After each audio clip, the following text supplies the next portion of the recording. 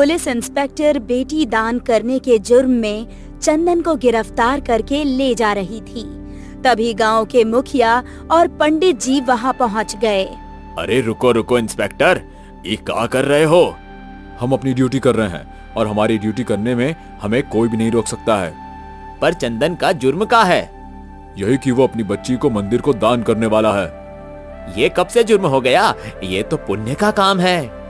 अच्छा, तो तुम वही पंडित हो जिसने चंदन से ये वचन लिया है? हाँ, हम वही है। तो तुम भी इसके साथ हवाला चलो। पुलिस इंस्पेक्टर जैसे ही पंडित जी की ओर बढ़ रहा था, मुखिया जी उसके बीच में आकर खड़े हो गए। ये गलती मत करना इंस्पेक्टर, वरना बवाल मच जाएगा। ये हमारी आस्था का प्रतीक है। ऐसे ढोंगी पंडित बहुत देखे हैं मैंने। लगता है तुम ऐसे नहीं मानोगे।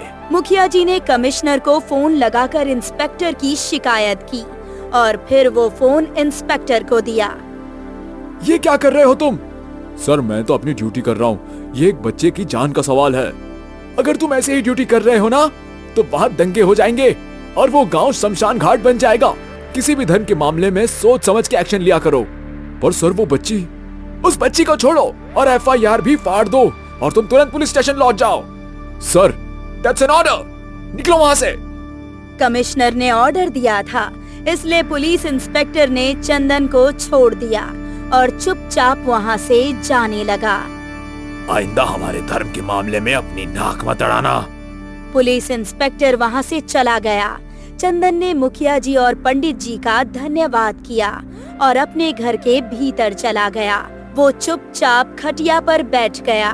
चंदन कुछ बोल नहीं रहा था, बस मन ही मन अपना गुस्सा पी रहा था। ये सब इस उल्टा की गलती है। आज इसको हम अपने घर से निकाल देंगे। अम्मा रेखा को घसीट रही थी।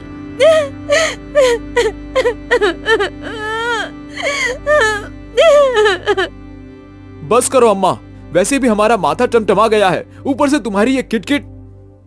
गलती तेरी पत्नी करे और तू हमें सुनाए। रेखा, कान खोल के सुन ले, देवी का मंदिर में दान होकर ही रहेगा।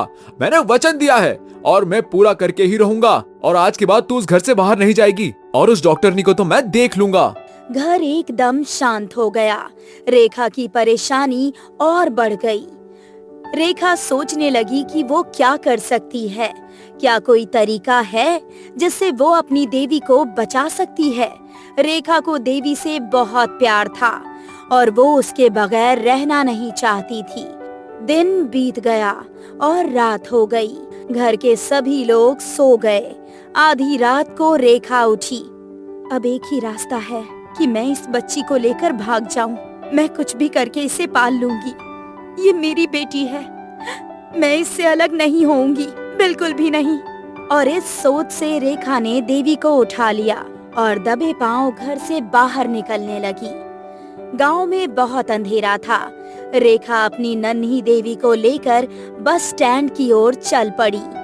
बस स्टैंड बिल्कुल सुनसान था। सुबह की पहली बस को अभी 2 घंटे बाकी थे। रेखा वहीं इंतजार कर रही थी। इसी बीच अचानक चंदन की आंख खुली और रेखा और बच्ची को घर में ना पाकर वो परेशान हो गया। रेखा, रेखा! चंदन ने पूरे घर को सिर पर उठा लिया और सभी लोग रेखा और बच्ची को खोजने लगे। कुछ देर में अड़ोस पड़ोस के लोग भी रेखा को ढूंढने में शामिल हो गए और फिर मुखिया जी वहां आ गए।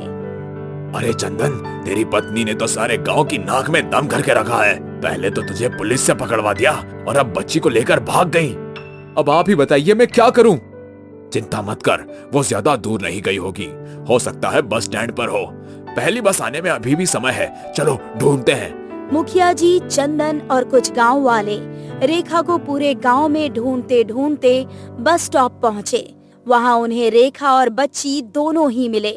रेखा बच्ची को लेकर भागने की कोशिश कर रही थी, पर गांव वालों ने उसे पकड़ लिया।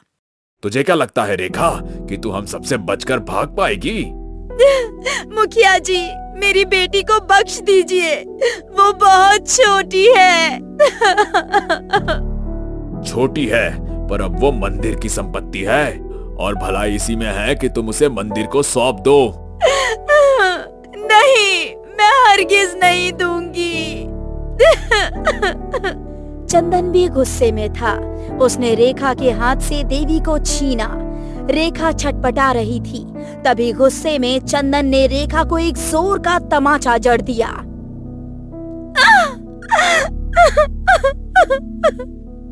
अब बस कर, पहले ही तेरी वजह से पूरे गांव में तमाशा बन गया हूं मैं। अगर तू चाहती है कि बाकी तीनों बेटी सलामत रहे तो चुपचाप देवी को दान कर दे, वरना सौगंध है मुझे देवी मैया की, मैं तीनों को जहर पिला के मार दूंगा। एक बेटी को बचाने के लिए 3 बेटियों की जान दांव पर थी। रेखा और भी बड़े संकट में डूबती जा रही थी। वो शांत हो गई और एक जिंदा लाश की तरह घर लौट आई। रेखा की सास उसे जली कटी सुना रही थी। न जाने किस मनहूस घड़ी में मैं तुझे अपनी बहू बनाकर लेकर आई थी। अब क्या बचा है करने को? अरे मेरे बेटे को पुलिस से गिरफ्तार करवा दिया और अब बच्ची को लेकर भाग गई।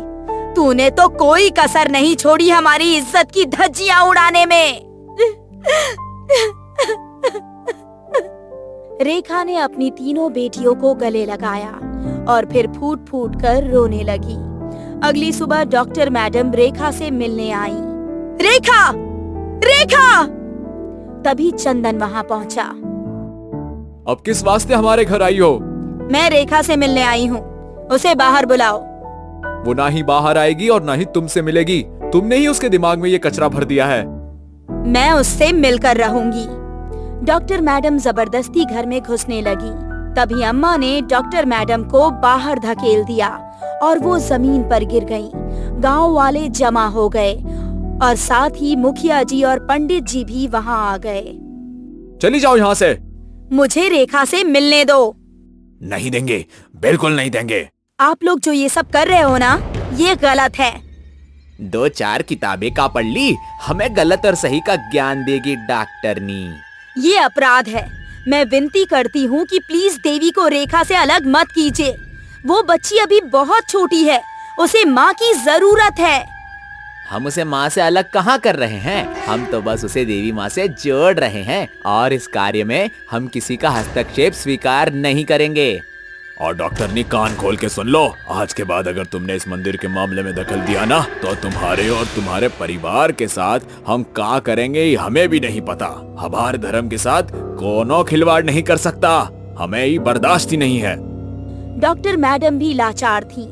मुखिया ने उन्हें भी धमकी दे दी। रेखा के पास भी अब कोई रास्ता नहीं बचा था जिससे वो अपनी बेटी को बचा सके। रेखा देवी माँ के सामने भीख मांगने लगी। हे देवी माँ, अब तू ही कोई रास्ता दिखा। हमका हमारी बेटी से अलग मत कर।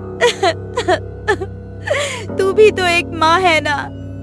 यह अनर्थ मत कर देवी माँ, मत कर। क्या कोई ऐसा रास्ता होगा जिससे रेखा अपनी बेटी को बचा पाएगी, या रेखा हालात से हारकर देवी को मंदिर में दान कर देगी? ये जानने के लिए देखते रहिए हमारा अगला एपिसोड, देवी एक देवदासी।